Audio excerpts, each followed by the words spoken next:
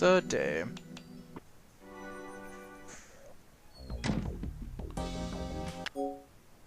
Ignore Maizumi. There was no time to waste explaining. If I don't hurry, I won't catch up with Yamagi. Say something! Please let me go. I shook her hands up a little forcefully. I'm in a hurry. Maizumi was astonished. She seemed to be at lost words. Turning away from Maizumi, I put on a coat and went towards the door. Perhaps I should have explained. I thought, but it was impossible for me to put up with her selfishness any longer. If I don't follow Yamagi quickly, look after Uni. Saying only this, I went outside without waiting for Maizumi's reply. Okay. Go back. As I thought, it may be better to do what Yamagi said. Because he's an expert, I'm merely an amateur. I should obey Yamagi, who knows how terrifying a mountain can be. I suggested began to go back to the way I came. Maizumi's angry voice greeted me upon my return to the cabin. Why did you come back? It could be heard from the other side of the closed door. The door had been shut and locked. But... just go already! No, please let me in. No way! You gotta be kidding me. Just descend the mountain as you please. And have an accident and freeze to death. Maizumi seemed to be misunderstanding something. Maizumi-san? I tried to call out, but there was no answer. No option, I have a sign once again set off after Yamagi. Well, human at heart. But... what? That makes no sense.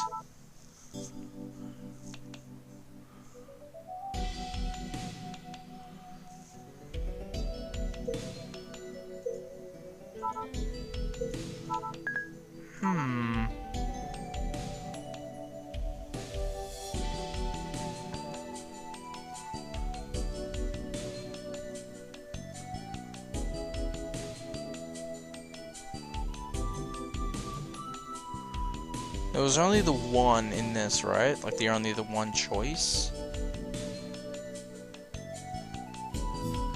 Let's go back here. In the situation. Because I'm missing something. Still at 95%. Yeah, I'm missing something. I don't know what, though. Or maybe it's because... okay, I got an idea.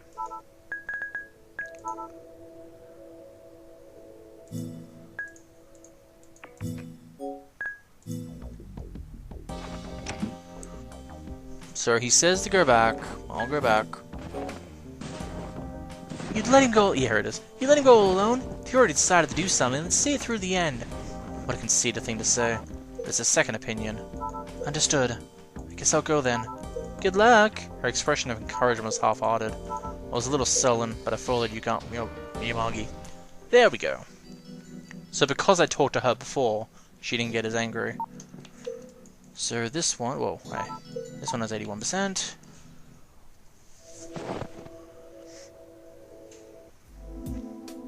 And this time I won't dig it up. Stay silent. Yamagi shrugged his shoulders. Yamagi shrugged his shoulders as I stayed silent.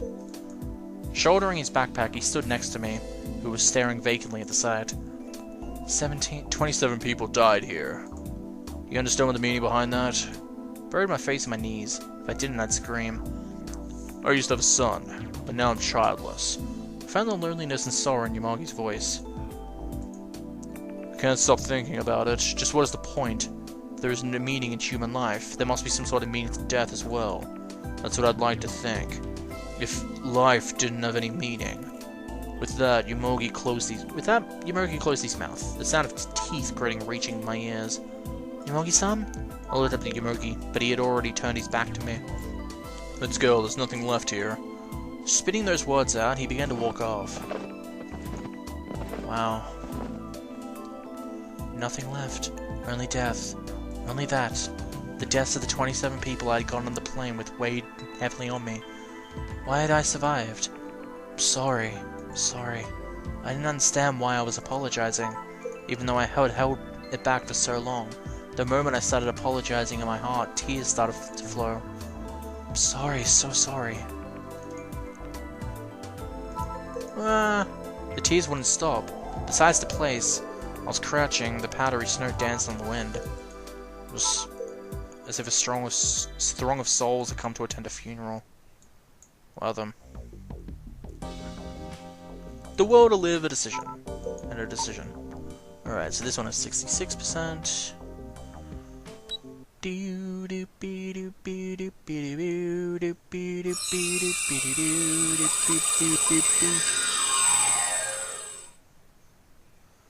Wait, what? What? That makes no sense.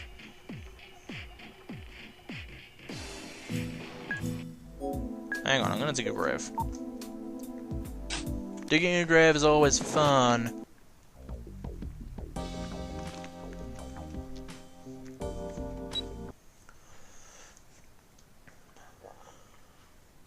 Yeah, I don't get a choice. Why is it 66%?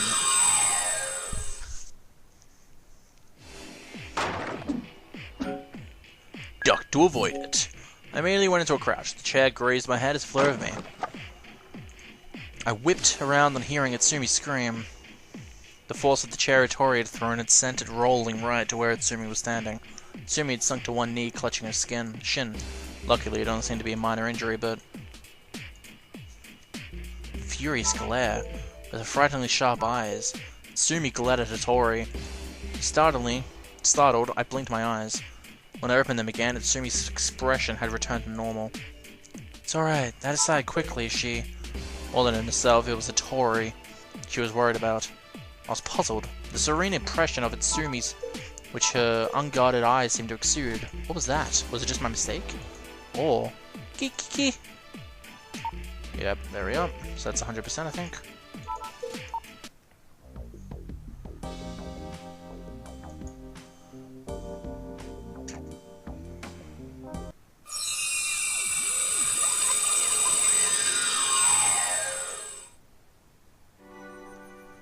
Do you believe in fate? Tell him to try... Yeah, this is gonna be hilarious. Come to think of it, I was thinking of thoroughly re-examining the case of Inabushi Kaiko.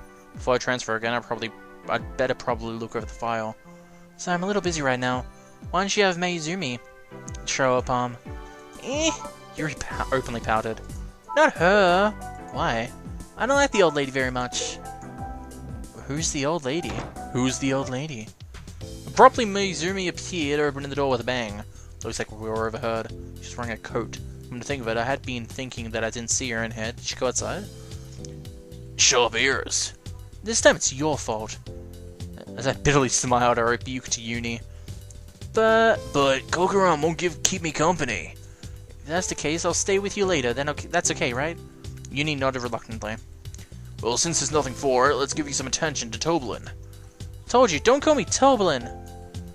Even if Uni gets showered with harsh words, he really doesn't seem to be learning his lesson.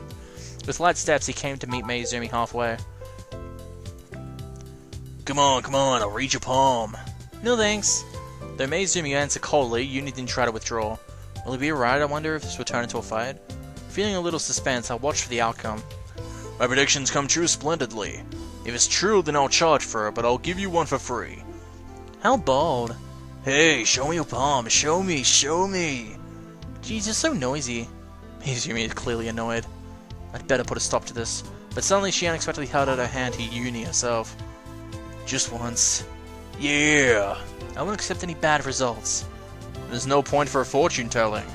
Shut up and get started. It looks like I was just over-anxious.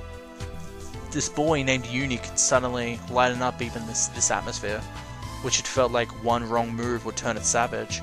A natural mood maker, and because of that his existence is very, very precious to us. Relieved, I took the Inabushi file Yomogi had retrieved and sat down in the wooden chair. Once again, I opened the file I had looked over many times. Now then, and though I sat down and tried to read, your luck with money is incredibly bad. You don't have to use savings, right? Shut up! Unintentionally, I was paying attention to Uni's fortune-telling. I bitterly smiled at the aspect myself. I'm a woman too, and in the end, I love fortune-telling. Give me a bit of fortune. Let's see. What? Before long, Lynn will meet with an old acquaintance again. Really? Meizumi got excited. So then, woohoo! Could it be? Satoru? I was startled. The name Meizumi blurted out. She definitely said Satoru. Which reminds me, Meizumi got really worked up over me calling myself Yukidoh Satoru. and before a while, looking at an old photo of herself, she also muttered the name of Satoru. If the man Maizumi called Satoru was Yukidoh Satoru, I mean, I know. Those two, what in the world was their relation? Quick save. I'll stay silent. Considering what was her personality is like, Maizumi surely wouldn't answer even if I asked her to face. I shut up and listened carefully. If I wait, maybe I'll be able to hear from one herself. Maizumi was still pressing Uni. So who was it? I don't know that much. She gripped the shoulders of the bewildered Uni and shook him so hard his teeth rattled. You don't know, you say? Then do something so you'll be able to know. That's absurd. Maybe she finally realized that she was asking for something impossible because Maizumi cleared her throat and let go of Uni. Well then, do you at least know what my relationship with his old acquaintance is? I listened in as carefully as I could. I kind of feel I'm eavesdropping on another's privacy, but I decided to take this chance. Perhaps if I can understand this relationship between Maizumi and Satoru, I'll find a hint to help solve the mystery of the transfer phenomenon I'm experiencing. Well, a close person. How close? Very close, I think. What do you mean, very? This is vexing. Can't help it, it's like that. There are other ways you can put it, right? For example, like a lover or a best friend? I just don't know. Only, the person thinks I've learned is someone very important to them, I think. I too heard the sound of Maizumi catching her breath. And, I see, was her only answer. Well, my fortune telling is amazing, right? Not at all. Maizumi, who answered, coldly, was already back to her old self. Shoot, go away now. She waved her hand as if shooing an animal and wrapped herself up in her blankets. Like that, she sank into silence. In the end, I wasn't able to understand the relationship between Maizumi and Satoru.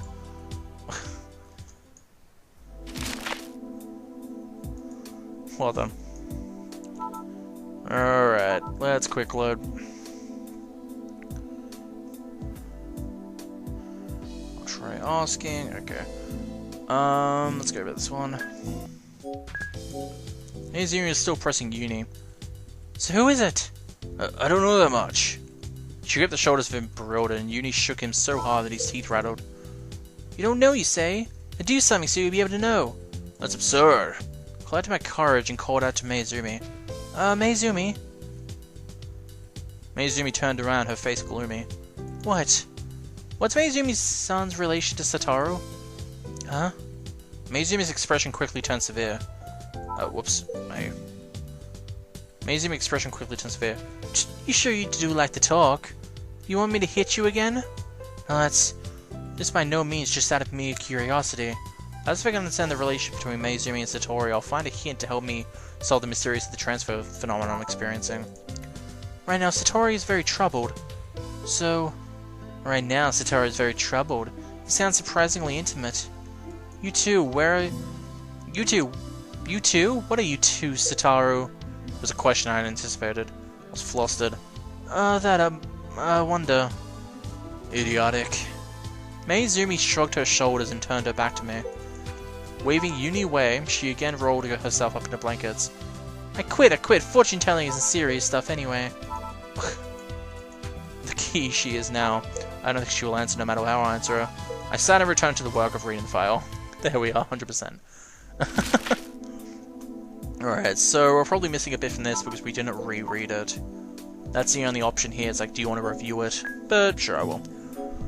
The illness is, simply put, an illness where the birth of another personality not present when the person was born occurs. There are differing opinions as to the cause, but they say that being exposed to ill treatment during the development of the ego before the age of 12 is the root cause.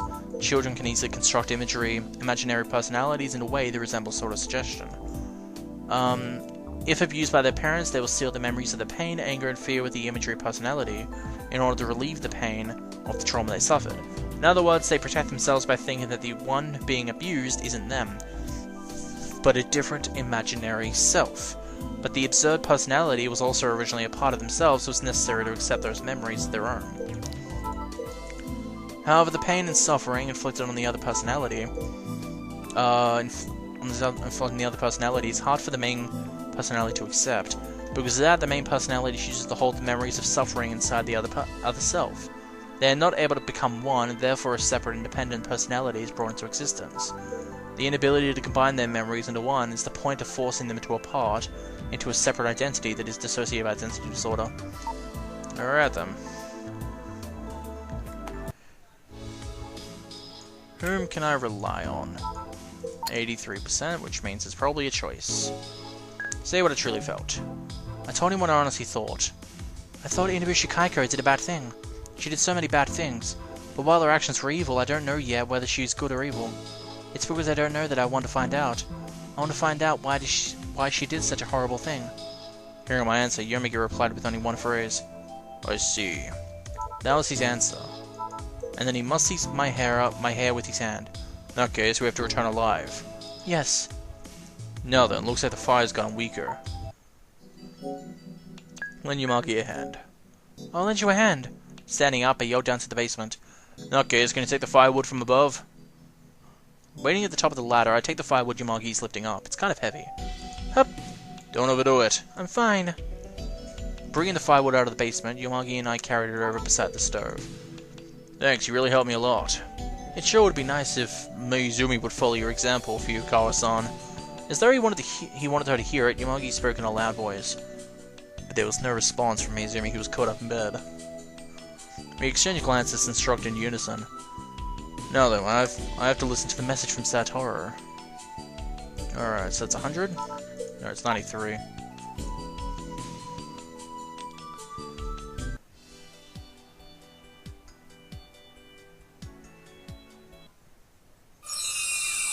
Okay.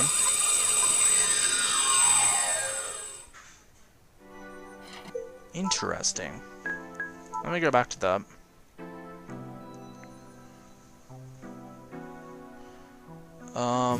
Yeah. So the other one, give an evasive answer.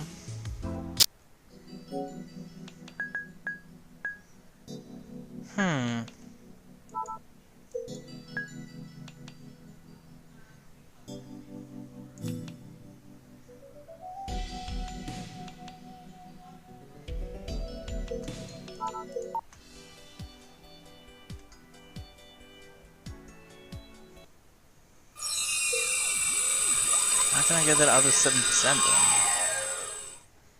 then? Yeah, it doesn't matter. Chain-like spiral. That was its sphere.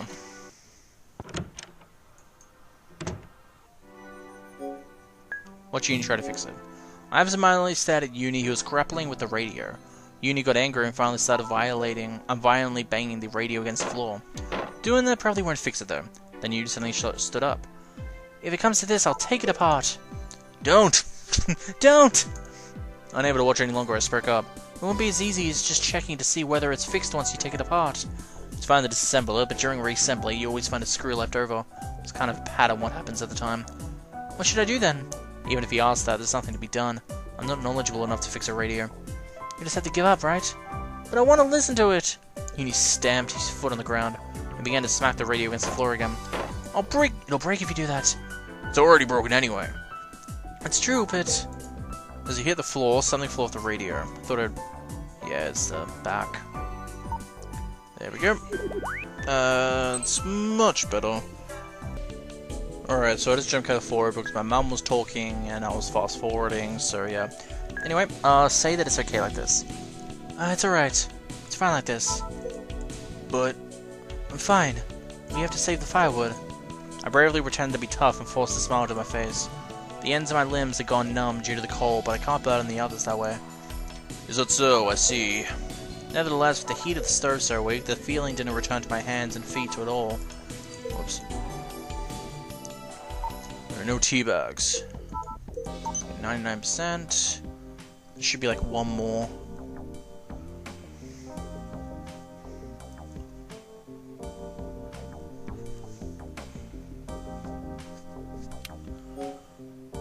They weren't clones, and furthermore, they had the same memory. Right.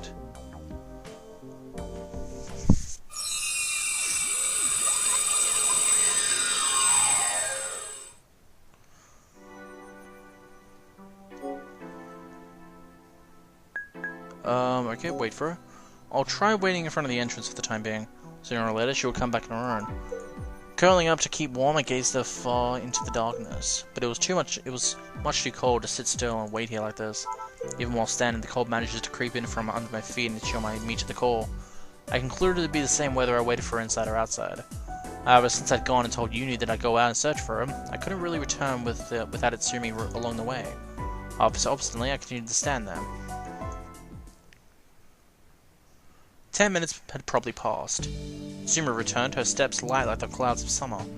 Itsumi-san! What happened? Where did you go off to? It was just a little something. I went to pray for the stars. Itsumi's voice as she said that was extremely cheerful. I wonder if something good happened. And as if able to read my face, Itsumi took out a photograph from my breast pocket. Tomorrow is my son's birthday. Eh? So Itsumi had a child. But I hadn't seen anyone like that at Sphere. Can't be that Uni is Itsumi's child or something either ridiculous as that. Yes, that's sir, congratulations. Whew, thank you. What's his name? His name is Junichi. Itsumi showed me the picture. Yep. Picture was a boy who looked slightly mischievous. Yada yada yada.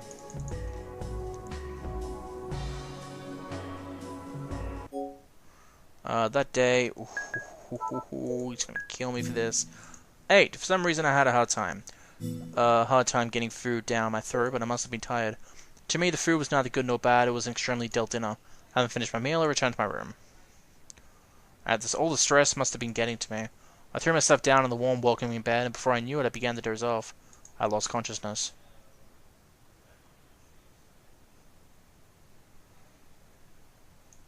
I wonder if me eating is bad.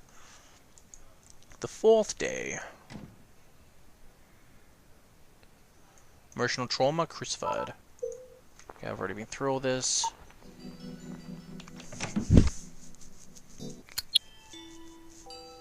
I love this journey, honestly.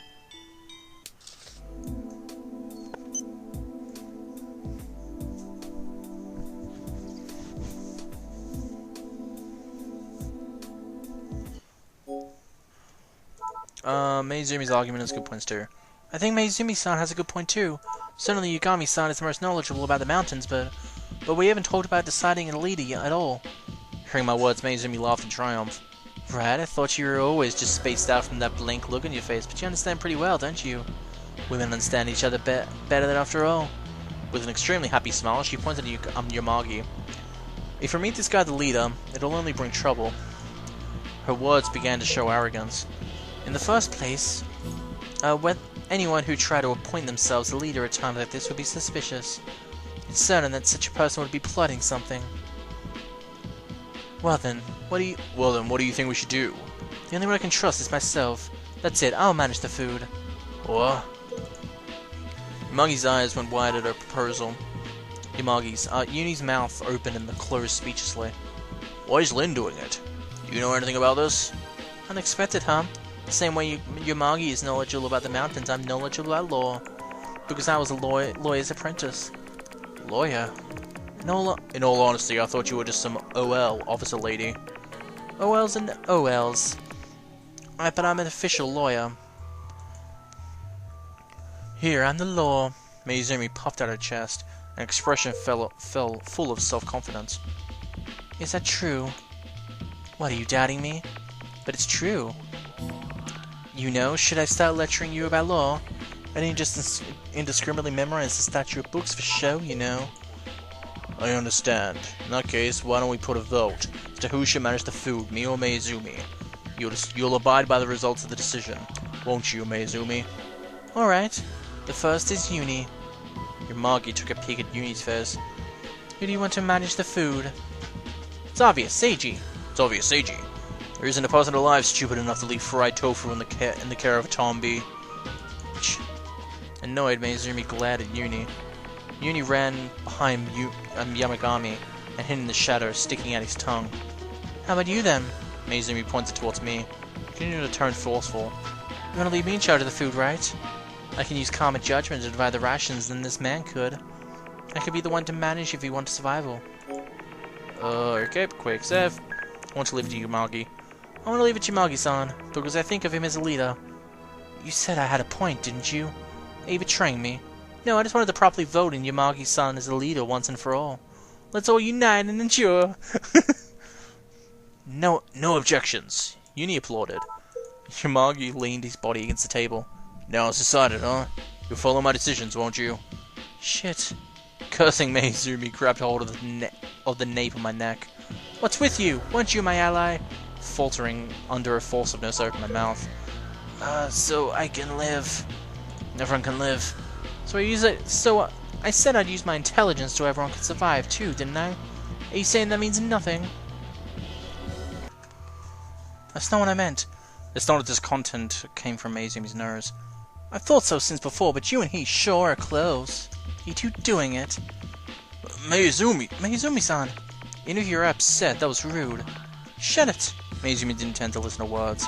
The two of you are always scheming together, what are you planning? Did you say plotting last time? Useless. Forgetting herself in the anger, Maizumi was beginning to see suspicious going-ons everywhere. Like this, whatever we say will be useless. Maizumi, calm down. If you continue with the attitude of yours, you'll have to use appropriate measures to stop you. It's like, what do you mean? You're gonna kill me? Oh, well, somehow there's no way he would. I thought, but Yamagi, what are you? I've said it before too. On a snowy mountain, if even a single person acts selfishly, they'll lead the entire team to their deaths. If you keep on acting like such an idiot to protect the team, I'll throw you away without a second. Is that a threat? It's not a threat. It's a rule. Rather from the feeling of forcible pressure hanging on the air, I felt the vaguest sense of something terrible in Yamagi. If he was seriously planning on executing the rule he just mentioned, I won't be able to oppose him either, because there was nothing that would keep him from enforcing this rule against only Maizumi. Cut the crap! Without noticing my anxiety at all, Maizumi exploded. You're the most dangerous one here, aren't you? Her face flushing crimson, she clings into the same argument recklessly. Her thin hand struck Yamagi's broad chest. The moment Yamagi staggers, a cup on the table falls with a loud noise. The chilled coffee in it was thrown to the floor. Stop it! No fighting! This is bad. Like this, things between us will only get more and more awkward. Even though the team's harmony is essential for our survival. Stop it. Please stop it! I shouted, however the blood had rushed to her head. Maizumi refused to stop. She made a grab for Yamagi. Stop it already! Stop it already. If you get injured here, it's all over, alright? Yuni clung to Maizumi's waist. You're in the way, you brat! She easily shook him off, stumbling. Yuni slammed into the table. Shaken by the impact, the can of biscuits was knocked over and rolled into the floor. The can compressed and the lid popped open. Everyone had swallowed their breath. We thought that the food spilled. However, there was only a crack in the lid, the contents were still safe. Maizumi glared at Yuni and spat out stinging words. Isn't it because of Yuni that our food supply is in a terrible state? Grabbing Yuni by the collar, Maizumi silently approached Yamagi. In a flash, Yamagi's hand moved and slapped Maizumi's across the cheek. Maizumi's movements came to a stop. Quietly, I took a peek at Maizumi's facial expression. Pressing a hand... Okay, good, I can skip now. I'm gonna go back to the other choice. And I'm gonna do the other one. Want to leave it to Maizumi. I think I would want to let Maizumi-san do it. Cocoro, what happened? Do you seriously mean that? Yuni raised his voice to shrill pitch. Yamagi too looked at me, an expression on his face that seemed to say, "How unexpected." Maizumi cried out in delight and embraced my shoulders. That's how it's got to be. Girls really do understand each other after all. With an expression as though she would start licking her lips at any moment, Maizumi picked the rations off the tabletop as if they were her possessions. As she did, Yamagi seized her hand. There was only one vote. It's not decided that you will be the one to manage it. Maizumi reluctantly tossed the food back into the table. A can of biscuits rolled across the table. Hey, Fuyukawa-san, why do you want to leave the food supply to her? It's because I want to lighten the burden on Yamagi-san. On me? Yes, Yamagi-san, you didn't sleep very well because you tend the fire at night. To add to that, if you have to constantly pay attention to dividing the food between everyone as well, won't you be overworked? It's not as rough as you make it sound. And besides, Maizumi-san's in the same boat as us after that disaster after all. If we give her a job that carries some responsibility, it seems... it somehow feels like they'll heighten our feelings of solidarity. Are you saying we should believe in Lin and Cocoro? Looking at my lap, I thought to myself for a little, and then answered in a soft voice. I believe in her. Really, that's also the part of me that doesn't, because I've seen her selfish behavior myself many times. But I always had the feeling that I had to believe myself. That I had to believe. Yomogi, who was listening to my explanation with his arms folded, placed our rations in front of Meizumi. I understand. We'll leave the food supply to Meizumi. Got it. Meizumi meekly accepted the rations. She carefully placed them in a bag. I'll keep your current health in mind when I divide them. Don't worry. From the appearance, it didn't really seem like she was trying to monopolize it for herself. That's what I wanted to believe. It's fine like this, I muttered softly as if trying to persuade herself. It would be good if this could improve the strained atmosphere even a little bit. Meizumi jumped into her bed and hid her bag underneath the blanket. At that time, her expression was a vulgar grin. Cocoro, it's gonna be okay, let's believe in her. While smiling in response, Uni's face clouded with worry. Please. Closing my eyes, I pray. Please, somebody, hurry and save us. Well then. Afterwards...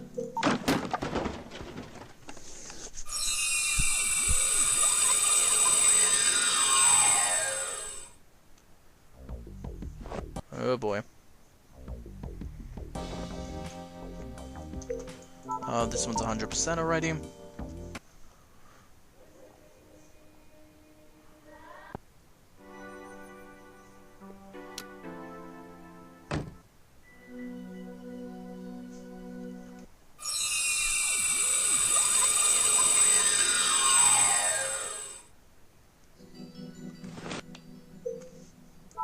This one's 67. Hurry back to the cabin. We looked at each other. Let's go back to the cabin. Yeah. Following in the trail of footsteps we left, we headed back towards the cabin.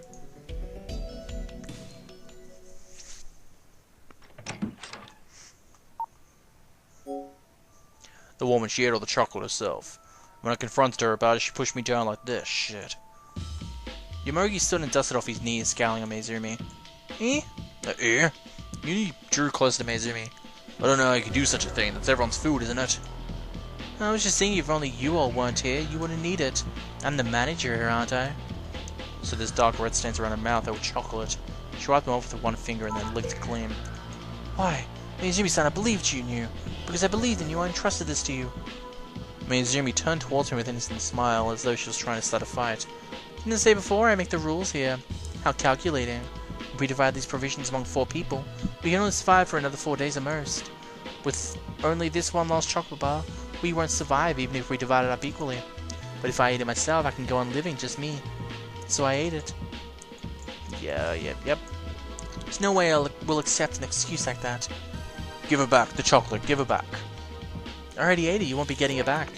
You've been scowling at me the whole time. Cocoro, that's what I said. There was no way we could believe in someone like her. Meizumi was completely calm and a thin smile rose to her face. Maybe she didn't even realize that she was at fault. Meizumi stared intently at me as I trembled. Was I wrong to believe in you? Was I a fool for believing in you? I had no intention of betraying your trust. It's just that I didn't want to die. There are people I need to see again, so I have to live. That's the only reason. I don't want to die either. All of us feel the same way. But even so... My eyes blurred with tears and frustration and sorrow. Burying my face in Yomogi's chest, I wailed loudly. The thing Meizumi had said was unforgivable. Tears. Yep, there we go. There's still 20% left, which means we probably get another choice. Or not? Okay. I'm not trying to 100% everything. I'm just trying to get every single choice as much as possible.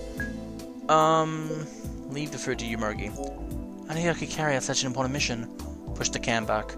Please safeguard instead, Yomogi-san. That's fine, right, Uni? Of course, no objections. I see, got it. I'll take responsibility and manage it. With that said, Yomogi took a vinyl bag out from an emergency kit inside the storeroom. He then wrapped the can up and sealed the bag. Just to prevent it from getting damp or spilling just in case. Also, the fact that we're giving it to him, I wonder if that will stop Satoru from eating it. Just in case. Holding the can as if it was a great value, Yomogi favored us with a gentle, feathery smile. We're gonna survive. Right. He climbed back upstairs. Yomogi-san is such a good person, so why doesn't he Meizuri thingamajig? She's twisted like a screw. Jeez, if I'd known Lin was that kind of person, I should have told Seiji before I even reached the cabin. I hurried up the ladder while jokingly pretending to cry. In actuality, my innermost feelings were hurt a little, but that was a secret. There I am.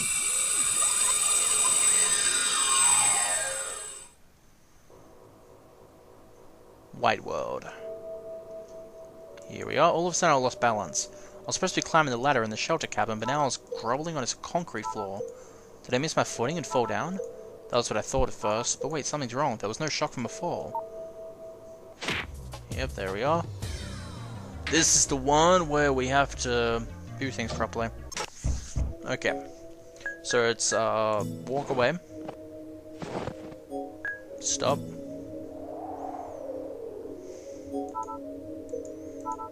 Now I'm going to take a guess that if I were to go to the right, it would be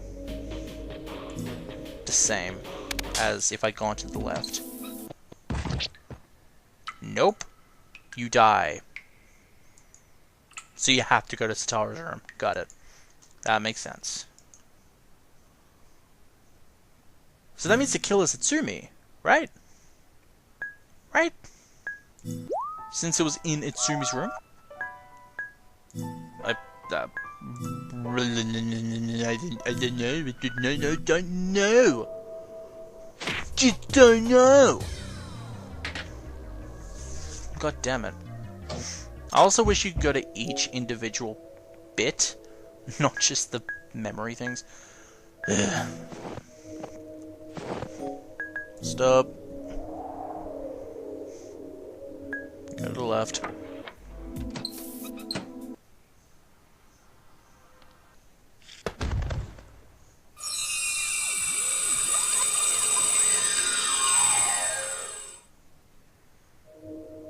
Brain anxiety and stuff like that. 100%.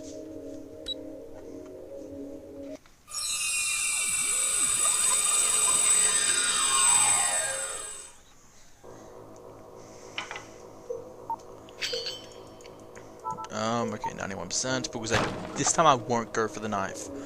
Because if I don't go for the knife, maybe that random dizziness thing won't happen, because I won't be slightly poisoned, because I think the knife had poison on it.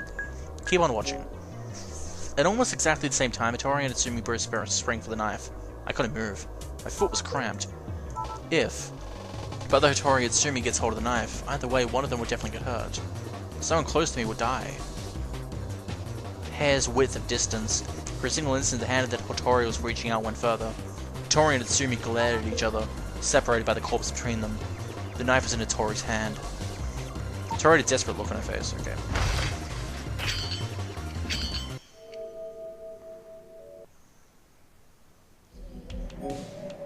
Approach the window. Wait a minute. I'm gonna go back.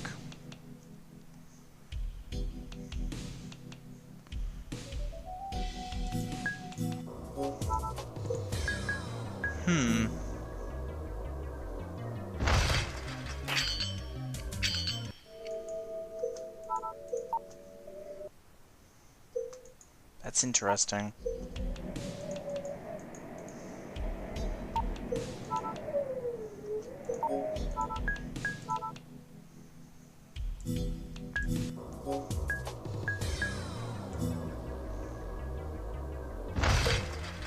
But why can't I get that at 5%? Is it because I didn't do something?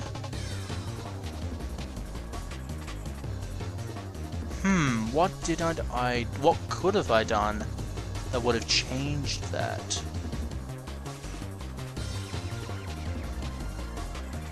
I don't know.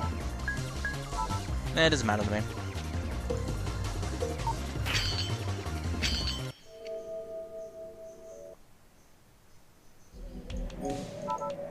Okay, look out the window. Approach the window. Got up and went to the window. Wiped away the ice frosting on the surface of my wind and gazed outside. There was a terrible snowstorm outside. An infinite number of flakes steamed past the window.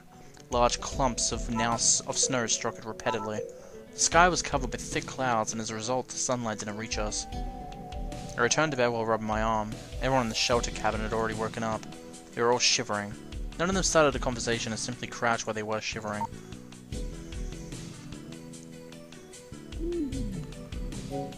jacket, clinging to him to suppress the tears. I slowly reach for Uni's glasses. What? Don't do that. Why? Think about my body too, that's extremely painful. You can endure it if it's for me, right? This and that are different. Jeez.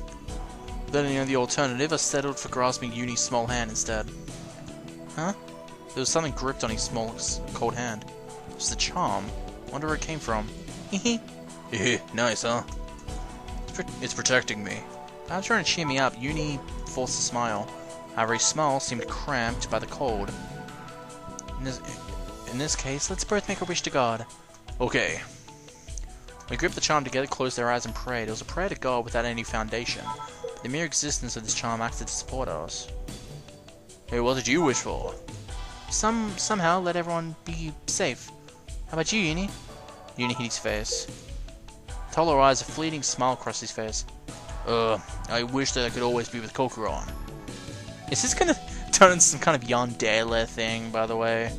I just randomly thought of that. It's like, I want you to myself. I'm 9 years younger than you, but who cares?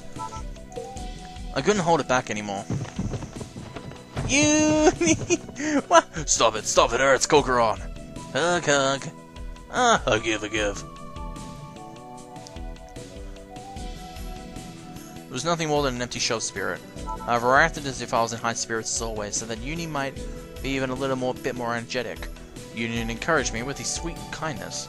Releasing himself, Uni looked a bit fed up as he took a deep breath. I softly embraced his shaking shoulders. Uni seemed to have calmed down as he surrendered his body to me. We stayed with one another, hoarded up in a blanket, gripping each other's hands. Ooh.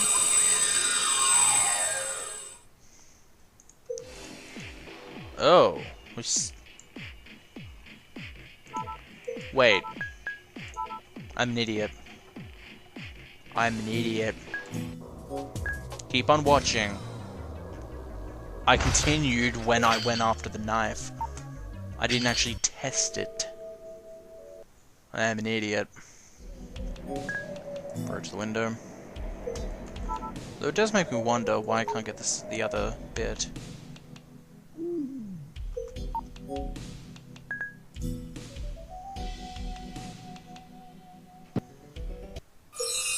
Okay, I think I'm gonna test something.